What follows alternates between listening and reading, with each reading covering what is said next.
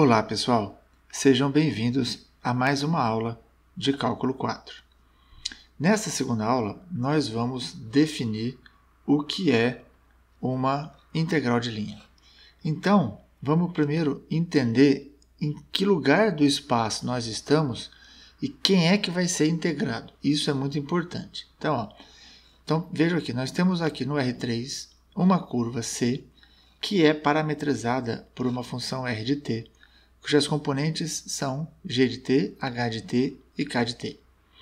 Bom, além disso, dessa curva f, essa curva R, a gente também define uma curva f, uma função f, desculpa, que vai de uma região do R3 na reta, sendo que essa curva C está dentro da região D, que é o domínio da nossa função f.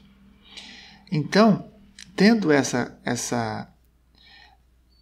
situação, ou seja, a curva dentro do domínio da função f, nós podemos definir essa função composta que vai lá do AB, do intervalo AB de R, até a reta de novo, passando pelos pontos da curva. Então, essa composição ela tem a seguinte lei de formação.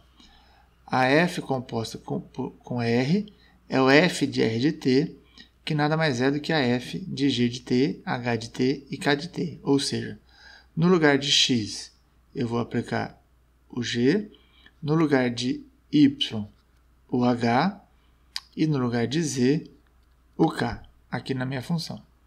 Certo? Então, essa função composta ela vai pegar pontos apenas da curva e levar em pontos da reta. Bom, para a gente então definir a integral de linha, a gente observa que o nosso domínio vai ser a curva. Eu estou agora pegando, os pontos que eu estou pegando são pontos da curva. Então eu vou dividir essa curva em pequenos intervalos, assim como a gente fazia lá na função de uma variável do cálculo 2 ou na função de duas variáveis do cálculo 4. Tá certo? Então, dividindo em pequenos pedacinhos, que a gente vai chamar de comprimento de subarcos. Então, cada subarco desse vai ter um comprimento ΔSK, né? Ele pode ter comprimentos variados, diferentes comprimentos, e em cada um desses pontos, a gente vai escolher um ponto que a gente vai chamar de xk, yk e zk, tá? Em cada um desses subarcos. Feito isso, a gente calcula o produto da imagem da função, porque veja, esse ponto xk, yk e zk é um ponto que está aqui na curva, xk, yk e zk. Então, a gente vai calcular a imagem desse ponto aqui, né? Vai pegar o f de xk, yk e zk e vai multiplicar pelo tamanho do subintervalo do qual ele pertence. Com isso, a gente consegue fazer esse produto em todos os subintervalos.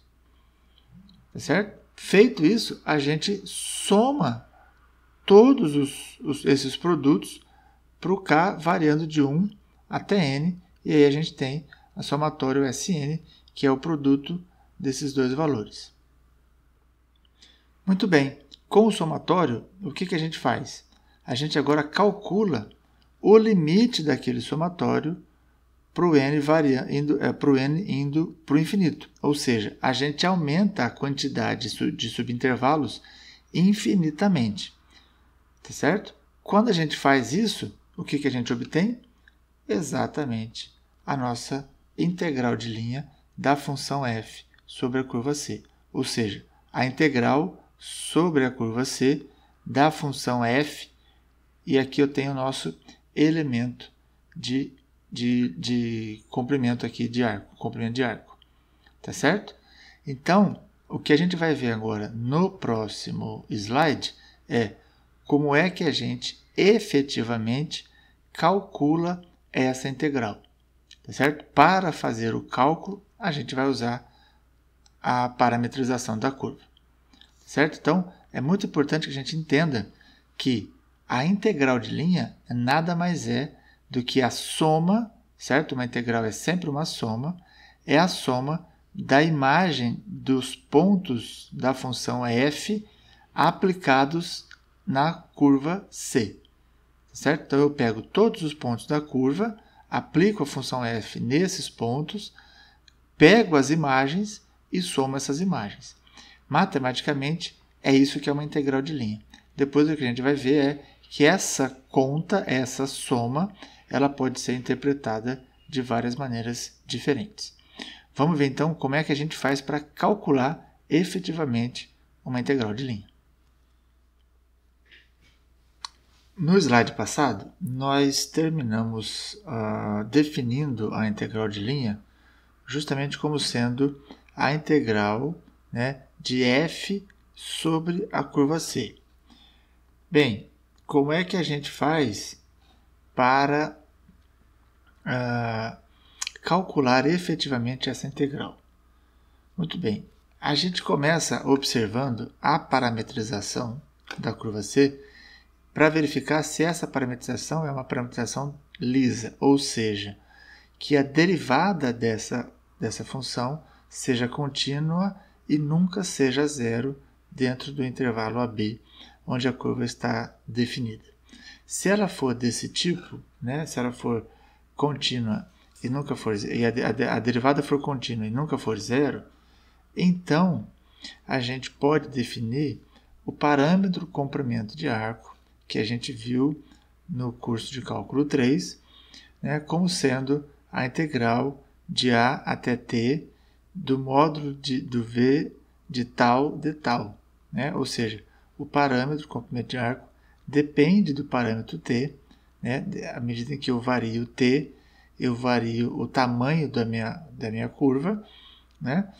E com esse parâmetro comprimento de arco, a gente consegue, então, encontrar uma expressão para esse ds que aparece aqui na nossa integral de linha. Como é que eu faço, então, para achar esse ds, sabendo que o s está em função de t? O que nós queremos efetivamente é trocar essa dependência do parâmetro comprimento de arco s pelo parâmetro t, que é mais fácil de calcular. Então, a partir da expressão do parâmetro comprimento de arco, a gente obtém uma expressão para o ds. Derivando aqui nessa expressão dos dois lados por t, aqui do nosso lado esquerdo, o ds dt vai virar justamente o nosso ds. E do lado de cá, o teorema fundamental do cálculo me diz que a derivada da integral é o integrando na variável que aparece por aqui. Então, do lado de cá, o que nós temos é o módulo de v de t dt. Então, a gente troca o ds pelo módulo de v de t dt. E a função que está definida em cima dos pontos da curva, eu justamente troco o x, y e z para suas respectivas componentes de R, ou seja, por G, H e K. Então, a nossa equação aqui de 1 vai ficar sendo a integral de A até B, porque agora eu estou integrando usando a minha parametrização, onde o t varia de A até B, do f de g de t, h de t e k de t, e aí o ds vira módulo de v de t dt. Ou seja, essa expressão aqui do lado direito é justamente a maneira como eu calculo uma integral de linha. Tá certo? Então, para fazer o cálculo, eu preciso achar o ds, que é o módulo de v de t dt. Para isso, eu preciso do v de t, que é justamente a derivada de r em relação a t. No próximo slide, a gente vai fazer um exemplo de como calcular essa integral de linha. Vamos então dar uma olhadinha no seguinte exemplo. Encontre a integral de linha da função x mais y mais z sobre o segmento de reta que vai do ponto 1, 2 e 3 até o ponto 0, menos 1, 0. Nesse caso, a primeira coisa que a gente precisa é justamente da parametrização deste segmento de reta. Para isso, vamos observar o seguinte. Eu quero uma reta que vai do ponto 1, 2, 3 até o ponto 0, menos 1, 0.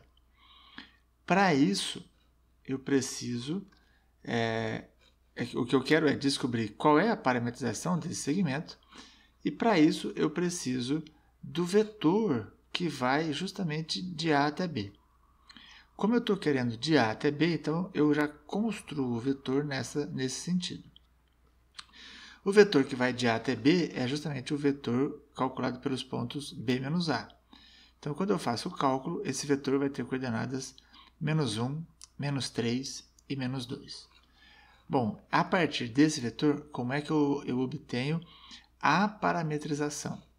Bom, para obter a parametrização, a gente vai usar a equação vetorial da reta, que tem por fórmula a seguinte equação. P, que é um ponto qualquer da reta, vai ser igual a o ponto inicial mais um múltiplo do vetor diretor da reta. Então, o ponto A é 1, 2 e 3, o vetor da reta é menos 1, menos 3, menos 2, portanto, essa equação para essa reta fica sendo 1, 2, 3, mais t vezes menos 1, menos 3, menos 2. Então, no final das contas, eu tenho 1 menos 1t na direção I, 2 menos 3t na direção J e 3 menos 2t na direção K. Está aqui. Então, essa é a parametrização desse segmento. Qual é o intervalo de t para que eu caminhe de A até B, já que é isso que eu quero? Quando eu olho aqui para a equação vetorial da reta e observo que o vetor V justamente vai de A até B, observe que para o ponto P ser o ponto A, o t tem que ser 0. Para o ponto P ser o ponto B, que é o ponto final do meu segmento, esse t tem que ser 1. Porque se eu somar o ponto A com o vetor V, eu tenho o ponto B. Então, a variação do meu parâmetro t, quando eu construo um vetor que já vai do ponto inicial para o ponto final, essa variação vai ser de 0 a 1. Bom, qual é o próximo passo? Calcular o vetor v de t, que é a derivada do r. Então, se esse aqui é o meu r, o meu vetor v de t vai ser derivada de 1 menos t dá menos 1, derivada de 2 menos 3t dá menos 3, e a derivada de 3 menos 2t dá menos 2. Com isso, o módulo de v de t vai ser essas componentes elevadas ao quadrado. Aqui o módulo de v de t vai dar raiz de 14. Quem vai ser, então, a função composta f de r de t? Eu vou aplicar a minha função f, que é x mais y mais z, no meu segmento de reta, na parametrização do segmento, que é essa equação aqui. Então, x mais y mais z. Olha só como é que fica. X mais y mais z, certo? Esse é o x, o y e o z. Quando eu somo esses três, eu vou ter esse valor aqui, o que significa que f de r de t vai dar 6 menos 6t. Assim, eu já estou apto a calcular a minha integral de linha. Veja só como vai ficar essa integral. A integral de f ds, eu vou trocar o ds pelo módulo de v de t dt, que é o que a gente viu, como é que eu faria o cálculo, e o f de x, y, z vai ficar f de r de t. Esse 0 até 1 é justamente o intervalo de onde pertence o parâmetro t, para que eu possa estar nesse segmento do ponto A até o ponto B. Então, f de r de t vai ser 6 menos 6t, módulo de v de t vai dar isso aqui. Esse 6 raiz de 14 sai da integral, a integral de 1 menos t vai ser t menos t ao quadrado sobre 2, de 0 até 1. Então, no resultado final, eu tenho 3 raiz de 14. Tá certo? No próximo slide, nós vamos ver algumas aplicações da integral de linha. Vejamos agora algumas propriedades e aplicações das integrais de linha que são bastante interessantes. A primeira delas é a seguinte: quando nós temos uma curva que é a união de várias outras curvas, a integral de f sobre a curva C pode ser calculada da seguinte maneira. Ao invés de eu calcular uma única integral, eu vou calcular uma integral de linha para cada uma das curvas que formam a minha curva C. Certo? Então, se eu tenho várias curvas de parametrizações diferentes, basta que eu parametrize cada uma dessas curvas, certo? E depois integre em cada uma delas separadamente. Uma outra aplicação bastante importante é com relação a massa e momentos dessas curvas lisas. A mesma definição de massa e momento que nós tínhamos para as integrais duplas e triplas, a gente também tem para as integrais de linha.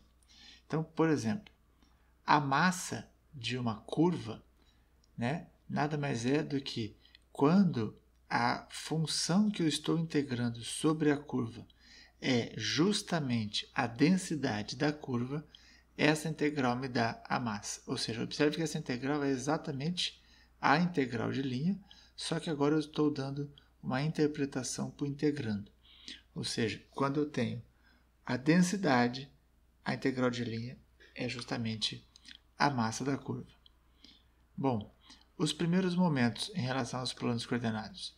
O integrando dos 3 momentos é o mesmo integrando dos momentos das integrais triplas. A diferença é que agora, ao invés de eu fazer em relação a uma região, eu estou fazendo o momento em relação aos planos, não de uma região, mas de uma curva do espaço. Certo? As coordenadas do centro de massa, esses então não mudam absolutamente nada, certo? Eu tenho os momentos dividido pela massa para cada um das 3 coordenadas do centro de massa. O momento de inércia em relação aos eixos e a outras retas também não vai mudar, certo? Em relação ao eixo x, eu vou ter y² mais e² vezes delta, tá? Em relação ao y, eu vou ter x² mais y². Em relação a z, eu vou ter x² mais y². E em relação a uma reta qualquer, o que eu vou ter aqui é o r, que depende de x, y, z ao quadrado, vezes delta, sendo r a distância de um ponto qualquer, x, y, z, à reta L, que eu estou querendo calcular o momento de inércia. E, por fim, os raios de rotação em relação às retas, seja ela os eixos coordenados ou uma reta qualquer, é dado pela fórmula R de L, é o momento de inércia em relação a L, dividido pela massa, e eu extraio a raiz disso. Ou seja, essa aqui é exatamente a mesma fórmula que a gente tinha antes. Espero que vocês tenham gostado, aproveitem bastante, estudem e até uma próxima.